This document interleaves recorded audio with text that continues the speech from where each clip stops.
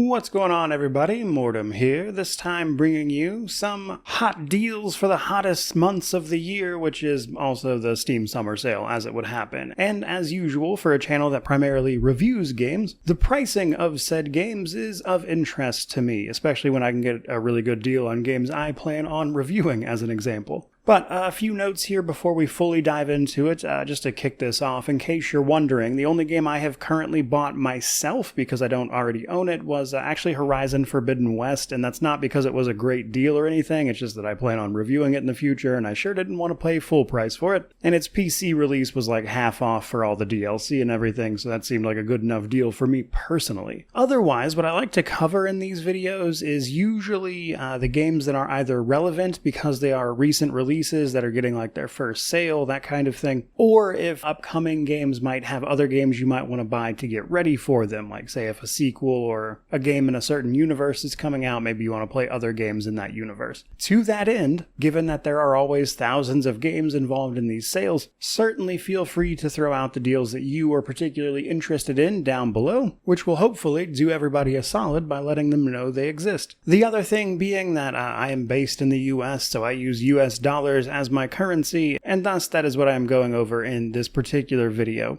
Also, probably worth mentioning somewhere in here that this particular sale is running from now, basically, when this video is going live. Technically it started yesterday, but you get my meaning, all the way to July 10th. So for about 2 weeks this stuff should be available. But now let's jump into it. So kicking it off with my personal favorite game of the year thus far, which has been Kingdom Come Deliverance 2, but perhaps more aptly its original release via Kingdom Come Deliverance 1. So KCD 2 is a game that I think really benefits from having played through the first game. It is a direct sequel. It picks up almost immediately after the first one ends. Because of that, while you can certainly play the second one without having played the first, I would really recommend you play the first one. It's a great game with a lot of rough edges, but it really does pay off if you want to go through it. And to that end, the original game is 80% off, giving you the version that comes with all of the DLC for about $8, which is a whole lot of game for not much money. And then once you get done enjoying that,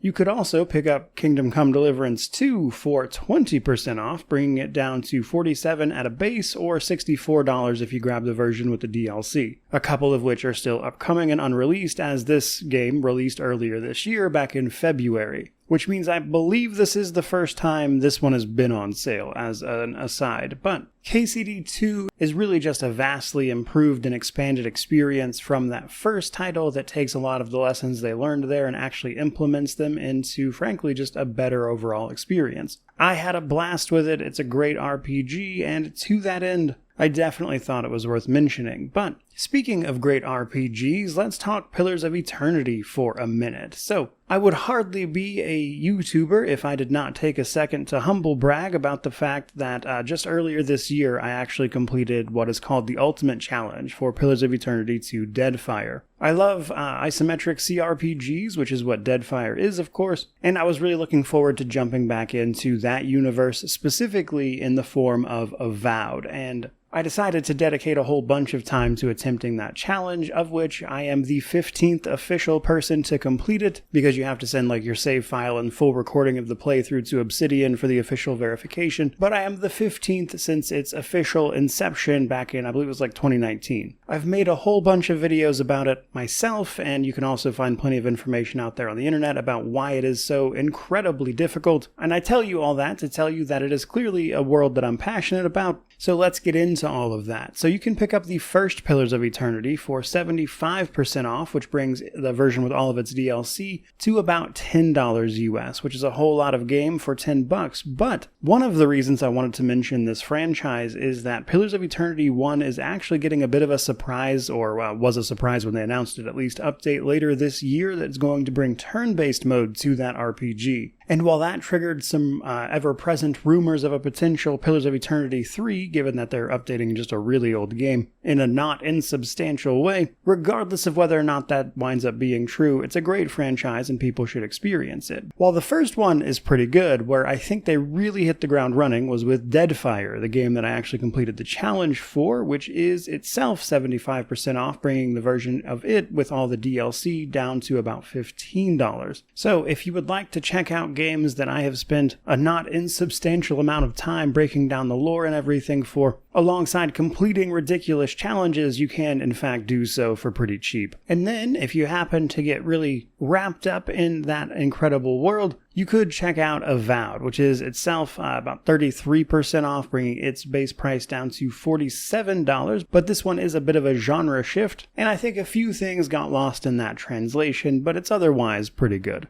Speaking of isometric CRPGs though, you can pick up the entire Avernum Trilogy for about $18 for the first 3 games, which is, again, a pretty low price for a whole lot of game, because the reason I'm actually bringing this up is that the Avernum Trilogy, or at least the most recent iterations of it anyway, are part of a project to remake a lot of the original Avernum series, with the 4th of those 6 coming out a little later this year. And so if you wanted to get ready for that 4th entry, you could pick up the original trilogy for pretty cheap and get lost in that particular world. And while these games are certainly on the older and clunkier side for many players, they do still run pretty well on modern hardware, with a little bit of adjustment usually in relation to the resolution more than anything else. But what really stood out to me about all of the original 3, though I am still running through the 3rd one, is really just the strength of the storytelling. It's a really interesting world where people get cast into Avernum, this underground cave system, for essentially anything under the sun before they rise up and fight back against the empire that threw them down there to begin with, which has a lot of twists and turns to it. And it's really just a great time, which is why I would recommend checking that trilogy out, and hopefully showing some support for Spiderweb Software along the way. Keeping it moving though, next up we've got the first Berserker Khazan, which is 20% off, bringing it down to $48. And this is one of those games that if you like Souls-likes, anything like Nioh as an example, you'll probably really like this game. It is probably one of the better ones I've played in quite some time. It makes a lot of small, subtle changes to that formula that actually wind up having a really big impact on the overall experience, and I had a blast with it. It's on its first sale here, as this one also released just a little earlier this year, and it is definitely worth your time. Speaking of things that released recently,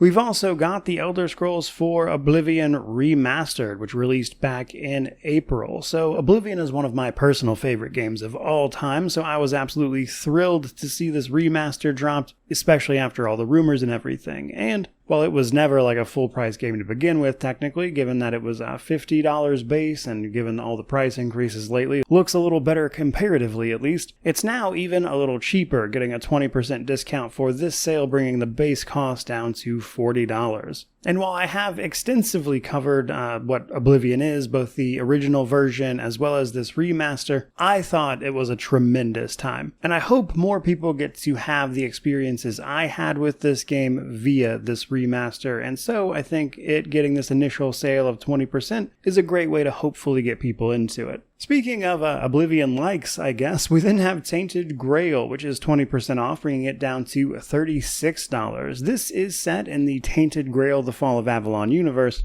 which is like dark Arthurian legend that its publisher, Awaken Realms, has been doing no small amount of work to try to expand upon. And while this game is certainly janky and AA in many places, and it was certainly a little buggy here and there as well, it's also just a lot of fun. It does a lot of fun stuff, and I think if you like something like Oblivion especially, you'll probably enjoy this game quite a bit, as it shares a lot of DNA with those open world Bethesda titles. This one released very recently, like a month ago even, so I was a little surprised to see it on sale at all, but it's a great time. You should definitely check it out. Speaking of other recent releases that I was a little surprised got a sale at all, we then have The Altars. The Altars is a survival craft game technically, but I think really the highlight here is just the story being told. You get stuck on a planet and are forced to make various clones of yourself essentially, with slightly different memories and thus personalities and everything, in order to help you survive on this planet as you try to make your way towards a position to escape from. Very interesting story. I've honestly never played anything quite like this game before. Loved it a lot. It is 10% off, bringing it down to $31.50. Not exactly a giant discount, but again, this just released. literally about 2 weeks ago, so I was surprised to see it on sale at all, but I think it's worth it at full price, so a 10% discount isn't bad either. Keeping it moving though, I would be remiss not to mention Warhammer 40k Rogue Trader, an isometric CRPG set in the world of Warhammer 40k, and specifically it puts you in the role of a rogue trader, someone of great privilege and position in that universe. And while I enjoyed this game on its initial release, I love isometric CRPGs, so I enjoyed it more than most probably. But this is a game that has gotten just way better over the course of its patches and the DLC they've released thus far, most recently with Lex Imperialis just a few days ago. So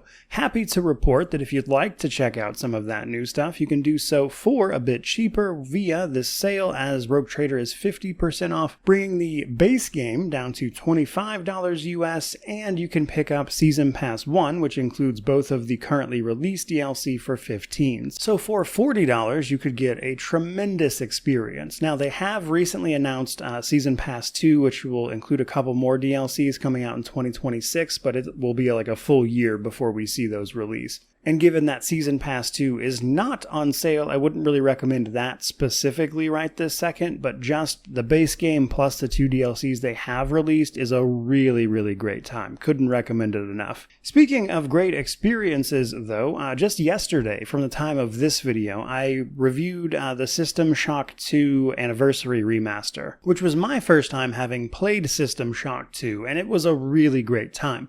But while that remaster is not itself on sale, given that it has 2 in the title, you may be wondering about its previous title, System Shock. So System Shock was actually remade. It released back in 2023 in the Remake version, and that remake is on sale for 63% off, bringing it down to just $15. So if you wanted to play the original System Shock via its remake for very cheap, you could do that and then jump into System Shock 2 right after via the remaster, which is not on sale but is only like $30 base price anyway. I had a lot of fun with both of those titles. They are classics for a reason, and their influence on other games since honestly is substantial. I think they're worth playing just for that alone, if anything else. Just a couple more titles to wrap things up here. The Outer Worlds 2 is releasing a little later this year. If you're on the fence about that franchise, you don't know what it is, you could pick up the original The Outer Worlds with all of its DLC and everything for 75% off, which brings it down to about $20 for the whole experience, which I would say is a fairly cheap way to see if you would enjoy that before diving into it in full, given the $80 release price of the upcoming sequel, though obviously Game Pass and everything is a thing, so make your own decisions there, I suppose. Our penultimate entry is the Final Fantasy VII remakes that were released onto PC relatively recently. Rebirth coming to Steam back on, I believe it was January something. You can pick up both Final Fantasy VII Intergrade and Rebirth for $60 collectively. They have a bit of a deal for both of those, and they are on sale individually as well, but for slightly more. I had a lot of fun with those, specifically because they changed it up a little bit. It's like, not exactly Final Fantasy VII because they've made changes to like the story and things, so for me at least it felt like something distinct from the original, which allowed me to enjoy it a bit more because like a lot of people, I really loved Final Fantasy VII, and I found these remakes enjoyable specifically because they were trying to be a slightly different version of their own thing. Either way though, pretty good time. $60 for both of those games is certainly not bad. And then last but not least, I wanted to end things on Expedition 33, or Clair Obscur Expedition 33 to give it its full name, because this game has seen a tremendous amount of accolades since its initial release, and for good reason. It's very, very good. One of the many sort of Western takes on old JRPGs we've been seeing more and more of these days. But the highlight here is really just the fantastically well-told story about grief and loss, and I don't want to rehash all of that here, but trust me, it's worth playing through. This game, having also recently released back in April, it's only seeing a modest discount, just 10%, so instead of $50 US, it is down to $45 US, but again, it's incredibly good, so any discount at all there is, I think, happily received. And if you want to see what the fuss is about this game and why everybody's been singing its praises, I think that's a decent way to do so. However, that is going to bring us to the end of this particular video, which I certainly hope you enjoyed. Hope you found some good deals in here, but by all means, if there are any I didn't mention that you want to shout out down in the comments, certainly feel free to do so, which of course means to like, comment, subscribe, all that YouTube jazz. But regardless of any of that, truly, just thank you so much for watching. I really do appreciate it. May you wander in wisdom and have an amazing day.